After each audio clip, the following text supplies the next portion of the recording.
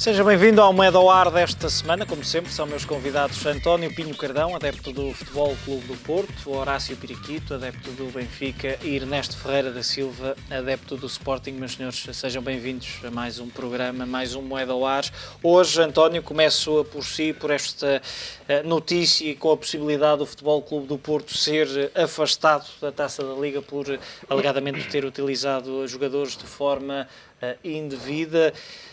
Acaba por ser uma injustiça a confirmar-se esta suspensão, ou pelo menos a perda de pontos, que acaba por levar o Porto para o segundo lugar do grupo e, consequentemente, ficar afastado das meias finais. Sim, no plano ético, no plano moral, é uma verdadeira injustiça o Porto ser afastado por esses 15 minutos. Mas está em linha com aquilo que está escrito nas regras. Está em linha com a letra da lei. Mas, para além da letra da lei, a lei tem que ser interpretada também pelo espírito que revela, e não apenas pela letra. Portanto, interpretar a lei apenas pela letra é um fundamentalismo em que o futebol tem sido realmente, tem insistido, e parece-me de facto mal. Bom, mas de qualquer forma, portanto, terá sido um lapso do Porto, admito que tenha sido um lapso, portanto, as máquinas mais sofisticadas também falham, isso vê-se todos os dias, e quem não falhou que atira a primeira pedra, mas normalmente quem mais falha é aquele que está mais pronto para atirar pedras, que é o que está neste momento a acontecer. Mas eu julgo que deveríamos ir aos factos reais. Primeiro, o Porto, de facto, alinhou com 3 jogadores que tinham alinhado 71 horas e 45 minutos antes. Estamos a falar aqui de um déficit de 15 minutos. Um déficit de 15 minutos. Um déficit de 15 minutos que significa um terço de ponto percentual, portanto, em termos de percentagem. E se nós reduzíssemos isso a horas, significava que o Porto teria entrado adiantado para o jogo em 12 segundos e meio. Isto é, em vez de entrar às 15 horas, teria entrado às 14 horas, 59 minutos, 59 minutos e 47 segundos e meio. 12 segundos e meio antes, traduzido isto realmente para horas. Mas, de facto, ninguém se sentiu prejudicado com isso. O Vitória de Setúbal, que era aquele que devia ser, que se poderia sentir prejudicado, não se sentiu prejudicado. A Federação não deu conta do assunto, não achou que isso fosse relevante. A Liga não achou que esse assunto fosse relevante. E, pasmos, foi um jornal, A Bola, que achou o assunto relevante e logo na primeira página disse Porto em riscos de ser eliminado da Taça da Liga. Isto é, A Bola, que há 2 anos, ou há 3, tudo fez para afastar o Porto da Liga dos Campeões, desta vez teve um pequeno triunfo, no sentido de poder eventualmente afastar o Porto da Taça da Liga. Enfim, portanto, para o jornal é capaz de ser um prémio de facto importante. Ora, o que é que aconteceu antes? Antes foi que o Porto pediu que o jogo fosse marcado, creio que para as 20 horas e 15 minutos, por razões que têm a ver com o financiamento da Taça da Liga e com as transmissões televisivas. O jogo foi antecipado, creio que para as 17h30 ou 17h45, enfim, não me lembro já, e o Porto naturalmente anuiu, não valorou, portanto, essa questão. Ao fim e ao cabo, para preservar o financiamento da Liga e para preservar o bem do futebol, dando receitas, portanto, de facto, realmente aos clubes. E então foi prejudicado de duas maneiras. Por um lado, por ter alinhado antes, portanto, as 72 horas, prontificou-se a isso, não tinha obrigação de o fazer, e depois porque ainda se vê afastado realmente da competição, de onde, do ponto de vista ético ou moral, isto de facto não tem sentido nenhum. E não tem sentido nenhum. Tanto mais que, por exemplo, no ano passado, no jogo Benfica-Porto, que o Porto veio ganhar aqui ao Estádio da Luz e onde foi campeão, o Porto alinhou com os jogadores, ou teve que alinhar com os jogadores porque não foi possível adiar o desafio, que tinham jogado menos de 48 horas antes, cerca de até 24 horas antes. Foi o caso de Jaime Rodrigues.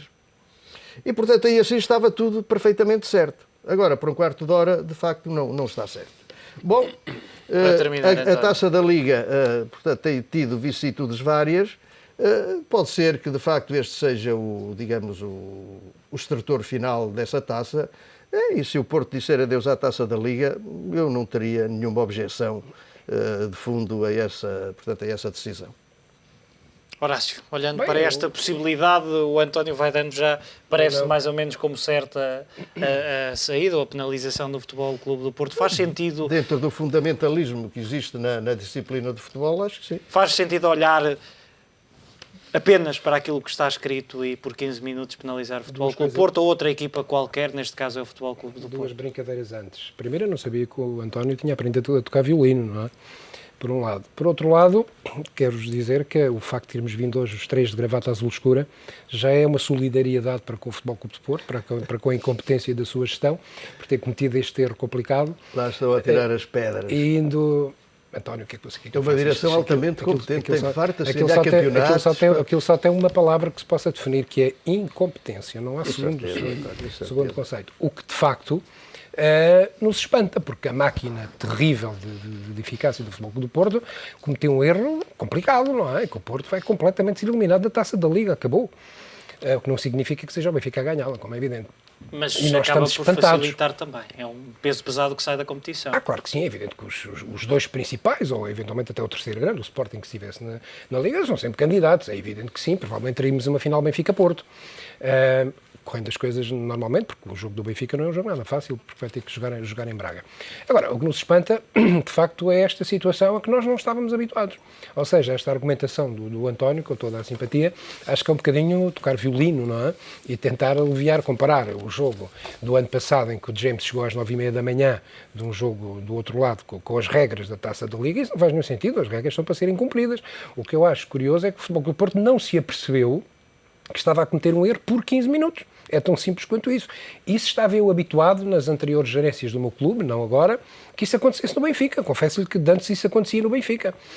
E foi assim, já que o dissemos, foi aqui, já o dissemos aqui algumas vezes, e foi assim, foi com erros deste género, enfim, não tem que ser todos iguais, até porque não existia Taça da Liga, foi a comprar jogadores lesionados e jogadores já na pré-reforma, que o Benfica entrou no colapso em que entrou e que teve imenso de enganar. Portanto, eu neste momento, quero dizer com toda a sinceridade, começo a ver nas notícias que nos vão chegando do Futebol Clube do Porto, muitos sinais que há uns anos atrás comecei a ver no Benfica e que depois descambaram na situação em que descambou em tempos e que felizmente já recuperamos. Horácio, nós acreditamos muito facilmente, imediatamente naquilo que queremos. O amigo acredita totalmente naquilo que quer. Mas acreditamos que o ciclo é uma questão de fé. Acreditamos que o ciclo está. O ciclo, não, desculpa, enganei-me. E a fé é que o salva. Acreditamos que eu disse circo, mas enganei-me. Acreditamos que o ciclo esteja a acabar, disse circo sem querer. Que o ciclo está a acabar. Ernesto, olhando para esta situação e se extrapolarmos isto para a generalidade das equipas, faz sentido que se cumpra à regra o que está escrito e que acabe por se ignorar um pouco o espírito da lei, como dizia o António. Tratando-se do Futebol Clube do Porto ou do Sporting, vamos lá ver. ou até do Benfica. Sob o ponto de vista material, os 15 minutos são irrelevantes, mas não é isso que está em causa, porque esse argumento parece o menos bom na medida em que diríamos, então há aqui uma margem em que, de facto, há alguma flexibilidade da lei. Se for 15 minutos, não se cumpre a lei. Se for 16, já se cumpre. Se for...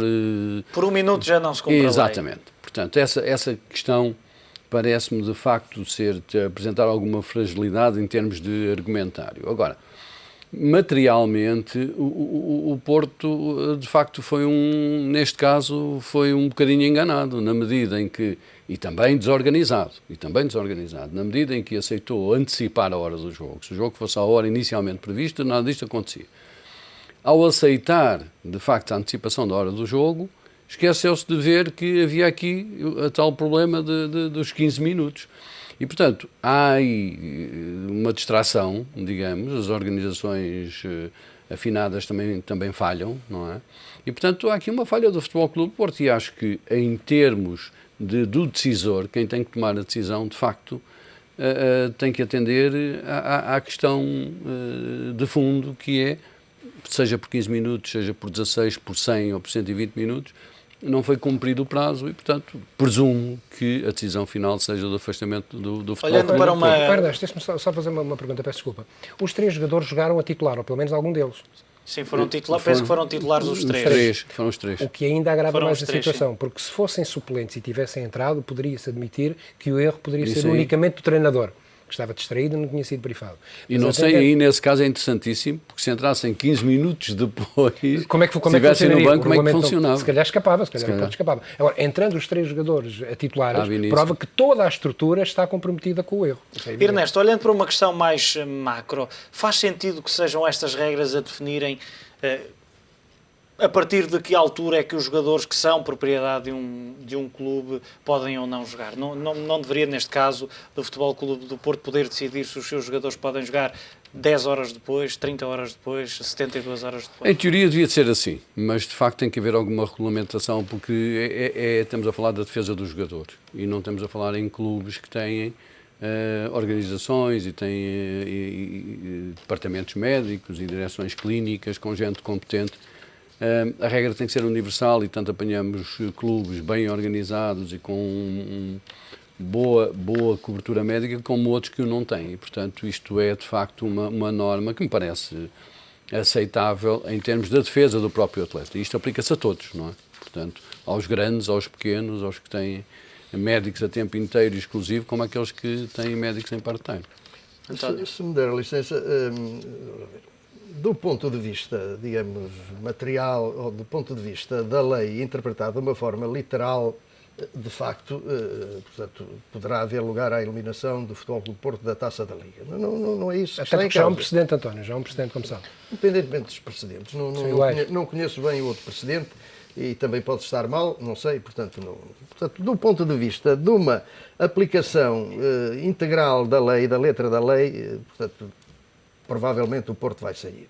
Mas agora, por exemplo, o Ernesto trabalhou e trabalha numa empresa de auditoria e de consultadoria. E quando vai ver as contas de uma empresa e quando vai dar o seu veredicto final, muitas vezes a empresa de auditoria vê irregularidades, vê falhas contabilísticas, etc. E depois dizem, não tem significado material. E como não tem significado material, portanto, essa irregularidade, essa má contabilização, não leva nota, não é salientada, não tem interesse. É a mesma coisa. Não tem interesse para o relatório. Aqui, um quarto de hora, que em termos de equivalência a uma hora são 12 segundos e meio, não tem significado material nenhum. O jogador tanto é protegido, e eu concordo que se deve proteger o jogador, alinhando com 72 horas, como com 71 horas e 45 minutos. Está protegido, de facto, da mesma maneira. Entra numa zona de critérios. E aqui assim não entra em zona cinzenta, entra simplesmente na ordem do bom senso e de uma correta interpretação do espírito da lei, que é proteger o jogador. Portanto, se quiser ir para fundamentalismos para além destes, pois tudo realmente é possível. António, deixa-me só dar-lhe um exemplo que não tem nada a ver com o que estamos a dizer, mas que enquadra um pouco aquilo que se calhar estamos todos um bocadinho a pensar. Eu lembro-me no tempo do Sven-Goran Eriksson no Benfica, os jogadores quando chegavam atrasados ao treino, acho que pagavam uma multa de 10 contos na altura por minuto. E eu por minuto, atenção, porque se chegasse meia hora, imagino, não é? E houve alguém que perguntou ao treinador, mister, então, mas isto não é muito dinheiro, 10 contos por minuto? E ele respondeu, não, se chegar a horas nunca paga nada. Não é? Chegar sempre a horas. Mas vamos lá. O raciocínio é mais ou menos o mesmo. Se cumprir a lei... Não, mas já agora deixe-me adiantar. De qualquer forma, portanto, se há uma lei, uma norma que estabelece determinado preceito, pode haver incumprimento, ou nos casos em que há incumprimento, não se vai logo para a pena capital, isto é, para a pena máxima. Isto equivale, portanto, à pena de morte. Não, mas, António... Bom, e, portanto, pode haver gradações, pode haver punições... Isso é outra questão. Pode haver punições pecuniárias, pode haver outra punições ou punições de outra ordem, e não logo a pena de morte, porque aqui é logo a pena de morte para uma infração que não teve... Isso é outra questão. Nenhuma. Mas o regulamento, o problema é o que está neste momento em vigor. Quais são as normas que neste momento estão em vigor? Eu percebo esse argumento. Não é verdade, se calhar... Nos artigos falam numa perda mínima entre 2 e 5 pontos. Deixe-me dizer isto. Não nos faz, se calhar, não nos custa nada admitir, não me custa admitir, que se calhar ser eliminado desta forma é exagerado, não me custa nada admitir isso, pelo prazer ou pelo gozo. É uma derrota administrativa. É evidente, agora, estando à letra da lei, então não tem alternativa. É ético e moral. Claro, vamos lá ver, não há dúvida nenhuma, o decisor analisa os factos e diz, houve má fé? Não houve má fé, tudo indica que não houve má fé. Houve até uma boa vontade do Porto, em defesa da própria competição, de deixar antecipar. Os factos vão nesse sentido, que não houve, de facto, uma tentativa de enganar ninguém e ter um comportamento antidesportivo. Por outro lado, não há terceiros prejudicados, não é? O próprio clube que perdeu o jogo não contestou, foi uma vitória também justa, limpa, etc.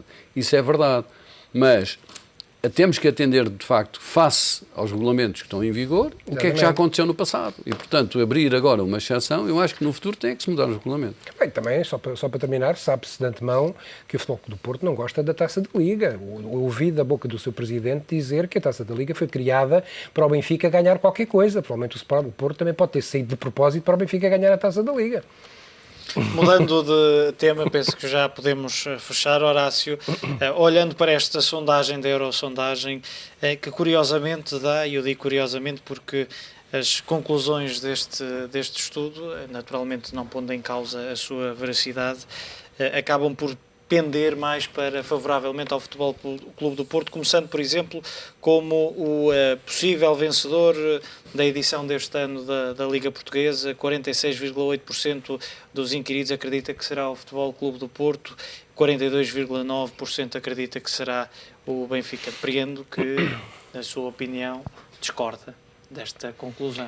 O problema não é discordar. É evidente que a Eurosondagem é uma empresa com créditos firmados no mercado e não critico, obviamente, a Eurosondagem como normalmente o António Pinho Cardão faz quando os indicadores, ou as referências, ou as estatísticas são a favor do Benfica. E lá chegaremos, penso que dentro de alguns minutos, vai ver.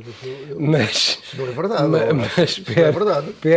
Mas já lá chegamos nos pontos da agenda. Eu quando critico... Que é com razão, eu também quando critico é sempre com razão. Lanço elementos. Agora o que eu não posso contestar estes números como é evidente, são os números da Eurosondagem, posso fazer dois comentários, um mais brincalhão, outro menos brincalhão.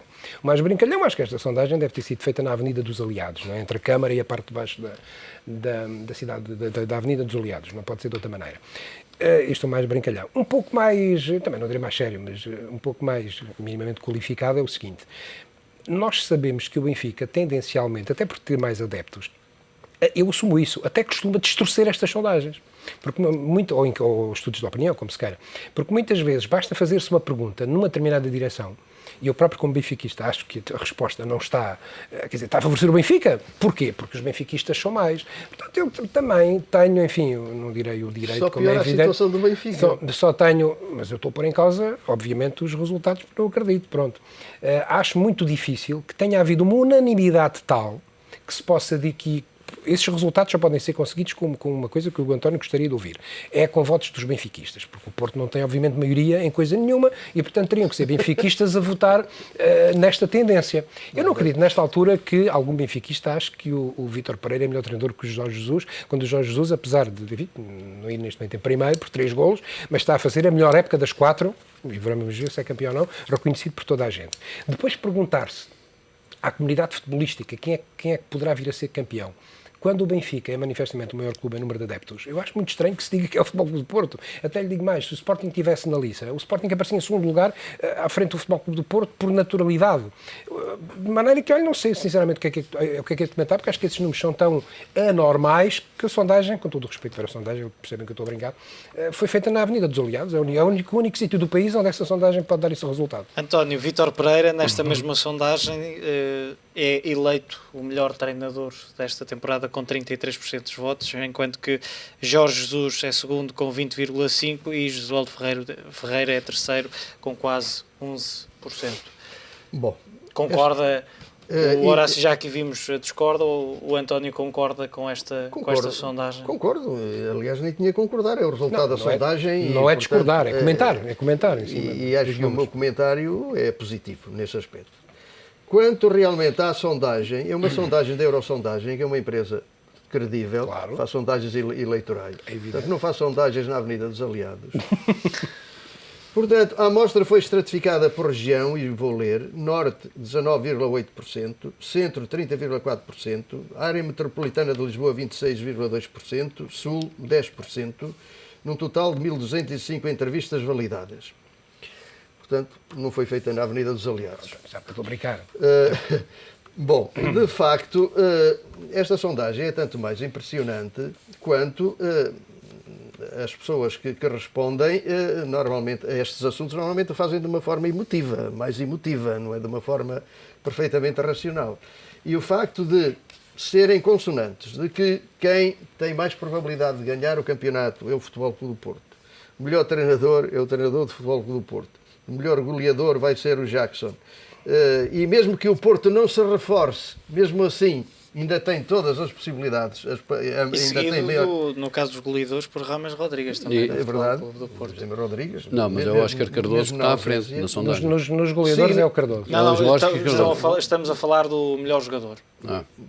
Isto significa, significa que existe na opinião pública a ideia de que o Porto é melhor que o Benfica. E, portanto, tem melhores jogadores que o Benfica, e tendo melhores jogadores que o Benfica vai ganhar o campeonato, porque tem melhores jogadores, eu tem para a melhores semana faço goleadores, uma sondagem etc, no Colombo. etc. Eu vou fazer uma sondagem no Colombo. E, portanto, esta é a realidade. O Benfica vive numa permanente não negação. Acho que tem que pensar. Não negação? Numa permanente negação. Uma permanente negação. Ernesto, o que é que leva, pegando naquilo que disse acho que deve refletir o Horácio, que há muitos mais adeptos benfiquistas em Portugal, o que é que pode levar uma sondagem como esta a dar, e agora perdoem-me a expressão, uma cor tão azul? É porque os adeptos benfiquistas, se é assim, estão a votar no azul. Claro. Vamos lá ver. Isto é lógica aristotélica. Isto é lógica aristotélica. Claro. Vamos lá ver, as sondagens, como é óbvio, não ganham jogos, não ganham campeonatos, não ganham eleições, mas são indicativas. Vamos lá ver, são indicativas. E há perguntas nesta sondagem, se eu bem percebi, que foram feitas só a adeptos de cada um dos clubes. Por exemplo, o caso dos presidentes. Como avalia o desempenho dos presidentes? Relativamente a Pinto da Costa, esta pergunta só foi feita aos adeptos do Porto. E, portanto, aí os adeptos do Porto valorizaram em 89%. Os adeptos do Sporting avaliaram positivamente a gestão de Godinho Lopes com 51% de votos favoráveis e do Benfica com 72%. Portanto, a sondagem teve a preocupação, em alguns casos muito específicos, só fazer determinadas perguntas a determinados adeptos. Relativamente aos outros indicadores, há uma tendência geral, e nós sabemos isso, que é assim, portanto também não me espanta, é que as equipas que vão à frente, normalmente, por mais uma vez, lógica aristotélica, são aquelas que têm os melhores jogadores, os melhores treinadores, os melhores presidentes. É assim, é dos livros. E, portanto, o Porto tem ganho mais, nos últimos 10 anos ganhou 8 campeonatos, portanto tem essa vantagem acumulada e este ano tem andado sempre com o Benfica no primeiro lugar. Portanto, não me estranha. Agora, o que eu gostava, e isso também é um indicador muito positivo que a arbitragem portuguesa tem que refletir, é que 40% dos adeptos acham que a arbitragem não prejudica.